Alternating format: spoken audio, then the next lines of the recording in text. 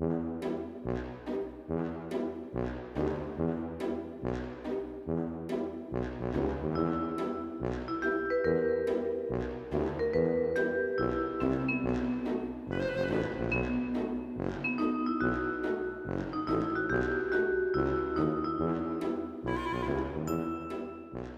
beautiful friends, welcome to Summerween part 2. If you haven't seen the first part, you can watch it up here.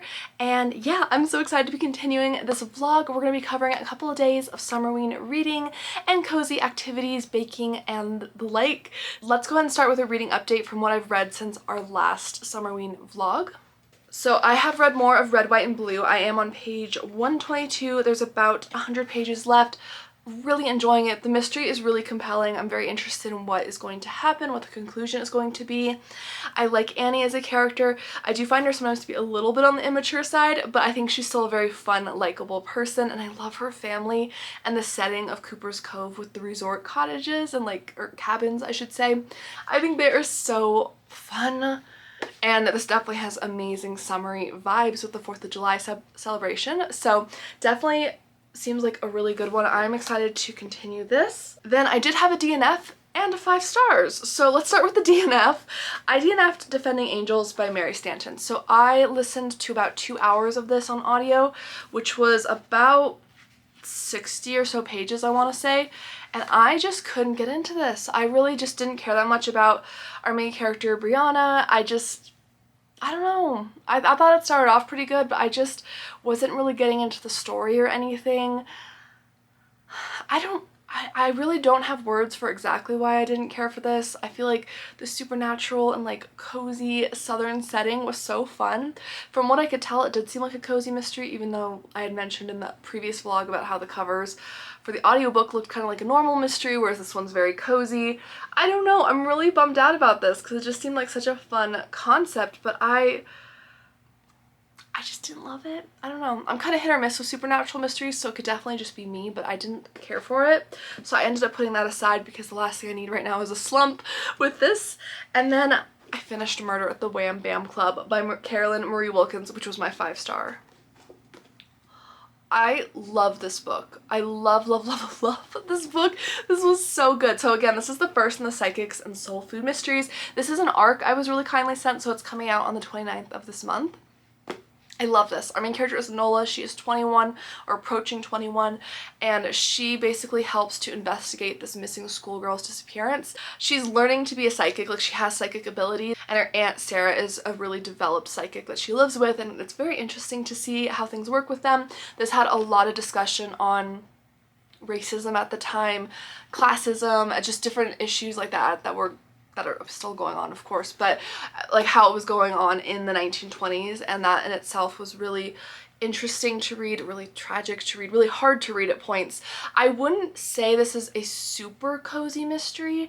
I mean, you have the amateur sleuth aspect, you have, kind of some cozy scenes with her because she works, the reason it's called a soul food mystery is because she works for a soul food catering company, which I really loved. I loved her interactions with the owners. I believe it's Mr. and Mrs. Layton, I believe are their last names, and they are really awesome. They were the it was mentioned that they were the only Black-owned catering company in the south part of Illinois, which I thought was incredible, and I love to see just what they were doing with their business. I love reading things like that, and I loved their relationship with Nola. They really cared about her, and I just loved that. The food scenes, oh my gosh, so good.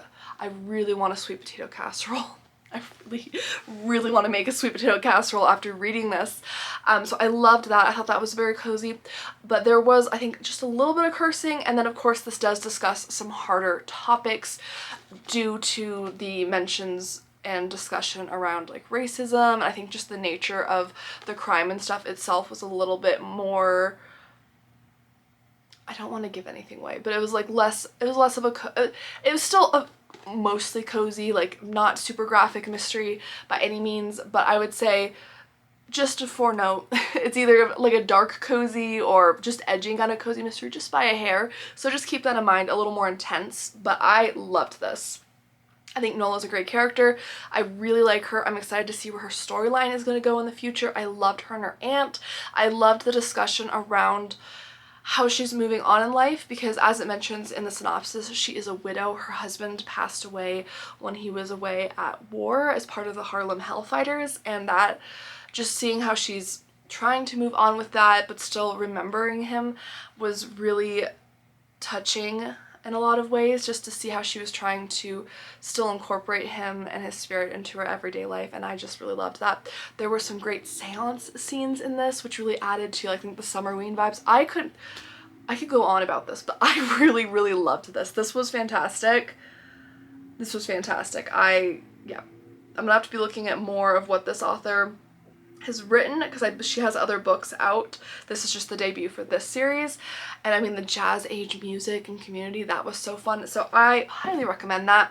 Otherwise, I did receive my book of the month box, and I actually got 2 books this month. I got You Belong Here by Megan Miranda, and then I got this book here called, this was like an add-on called Northwoods by Amy Peace, and I ended up starting this, which wasn't on my Summerween TBR. I might switch it out, or at least try to read it in addition to the Peter Swanson Kill Your Darlings book as my like most recent book purchase, because it's really interesting. It's like a small, I would say it's like a, I don't know, I'd say like a crime fiction mystery is what I'm getting vibes for so far.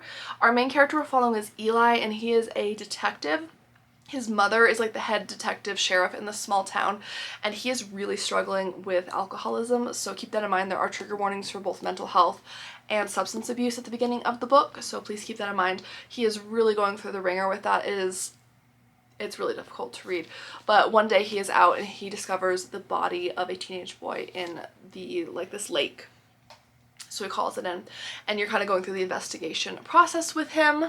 And I think ultimately this is a story about not only what happened to the boy, but it's also looking at this as like a shot at redemption for Eli, as he's been really kind of, because of his alcoholism, he's really struggling to just work and function, really, and he's really trying to redeem himself in many ways, to himself and his mother.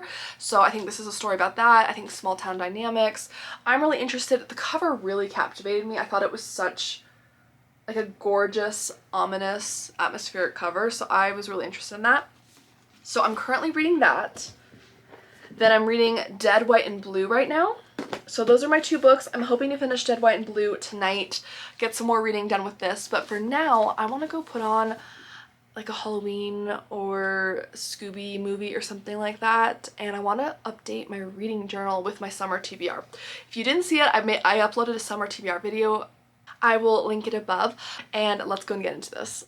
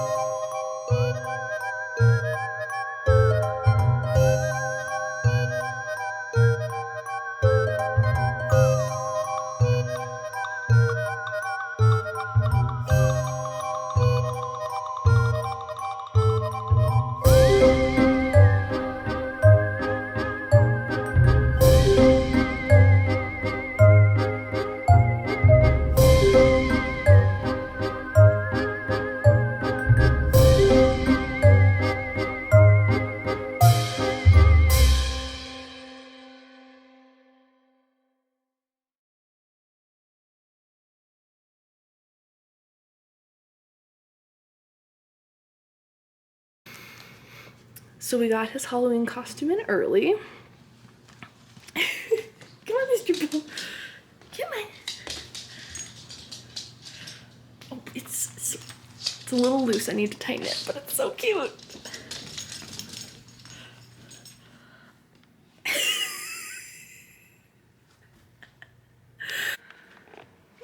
We got him a Dracula costume. So he's gonna be Count Beau for Halloween.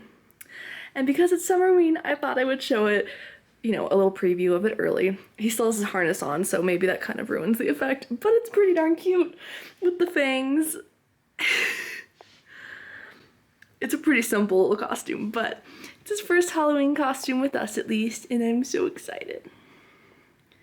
Would you like your dinner, Mr. Boaz? Okay, let's get your dinner. Hi guys, it's Friday and I'm gonna make some brownies tonight. But first, let me give you an update on Northwoods by Amy Peace. If you can hear that in the background, that's Boaz eating. He cleans his bowl very thoroughly. Anyways, I just finished this. 4 stars. Really, really great mystery. More of like a crime fiction. You know, you're reading from a detective's perspective throughout this. I like Eli. I like the complex relationship with his mom and his family life. I like that the author really just doesn't hold back when it comes to showing his struggles. The mystery itself was really good. You're trying to find out about this teenage boy who's murdered, and there's also a missing teen girl. This is all in the synopsis, so no spoilers. But you know this is happening, and that gives it a thrilling element because, hello, Mr. Boaz. Did you enjoy dinner? Oh. Okay, let me move my hair, buddy. There we go. But you know there's a missing teen girl. This is all in the synopsis, so no spoiler. So not only are they trying to solve this murder and put someone behind bars for it, but they're trying to find this missing teen girl because they don't know if she's still alive, what's going on, what the motive is. So it's a really compelling story. I really enjoyed this. I thought this was a really solid mystery and I would recommend it. Anyways, we're gonna go ahead and go make some brownies. I've made these before. These are like the cosmic brownie dupes. I love them and I'm craving chocolate, so it sounds really good. So let's go do that.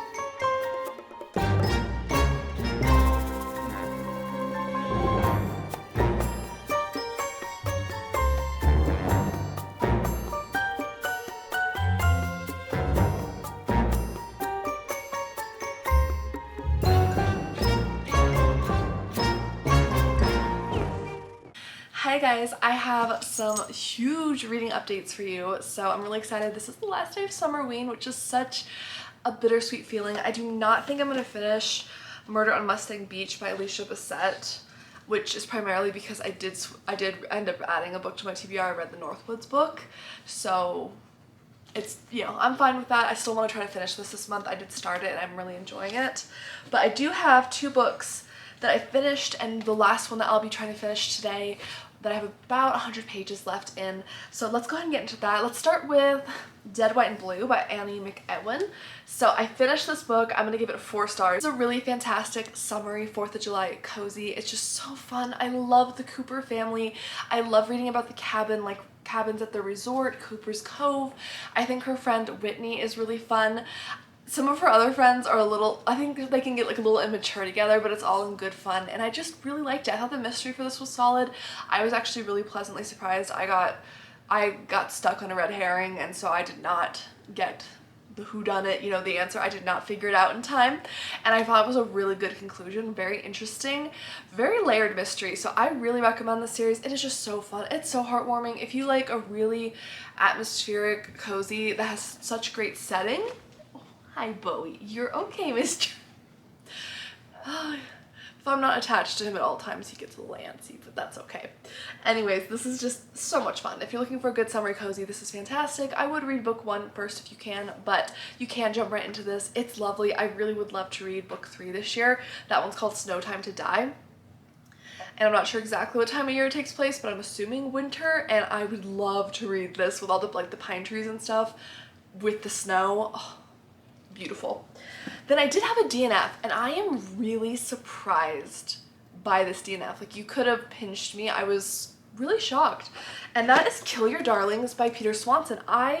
This was the most anticipated thriller for me. I have read, I think, 2 Peter Swansons before, and especially 9 Lives was a 5-star read for me, and I liked the other one quite a bit too.